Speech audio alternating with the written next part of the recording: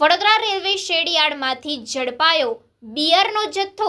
Vadodara railway પોલીસની મુહિમ રંગ લાવી છે। અવાવરૂ જગ્યાઓ પર તપાસ હાથ ધરતા બિયરનો જથ્થો મળી આવ્યો છે। વડોદરા રેલવેના શેડયાર્ડમાંથી ઝડપાયો બિયરની 4000થી વધુ ટીનની બોટલો। નવાયાર્ડ શેડ પાણીની ટાંકીના બેઝમેન્ટમાંથી બિયરનો જથ્થો મળી આવ્યો છે। બિનવારસી જથ્થો મળતા પોલીસે આરોપીઓની શોધખોળ હાથ ધરી છે। થોડા દિવસ પહેલા મેમુ કારશેડની બંધ ઓરડીમાંથી 250 પેટી ઝડપાયો હતો દારૂનો જથ્થો।